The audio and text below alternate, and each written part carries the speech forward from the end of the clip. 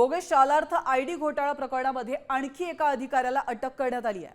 नागपूर शिक्षण विभागाच्या माजी उपसंचालक आणि संभाजीनगर विभागीय मंडळाच्या सचिव वैशाली जामदार यांना अटक करण्यात आली आहे। त्या 2021 ते 23 या कालावधीमध्ये नागपूर शिक्षण विभागाच्या उपसंचालक होत्या। 2019 पासून बोगस शालार्थ आयडी जारी झाल्याची बाब आतापर्यंतच्या चौकशीमध्ये समोर आली आहे। या प्रकरणामध्ये एसआयटी गठीत केल्यावर तपासाला वेग आलाय। दरम्यान आणखी काही अधिकाऱ्यावर गदा येण्याची शक्यता वर्तवण्यात येते। याच्यामध्ये आपण जे एसआयटी मार्फत या ठिकाणी 2 गुन्ह्याचे जे गुन्हे दाखल झालेले सदर आणि सायबर पोलीस स्टेशनला, त्याच्या अंतर्गत आतापर्यंत आपण 15 लोकांना अटक करण्यात आली आहे।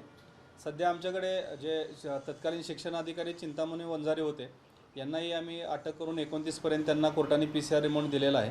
त्यानंतर आम्ही काल वैशाली जामदार यांनाही, जे डेप्युटी डायरेक्टर एज्युकेशन औरंगाबाद आहेत, यांनाही काल आम्ही ट्रान्झिट वॉरंट घेऊन या ठिकाणी अटक करण्यात आलेली आहे।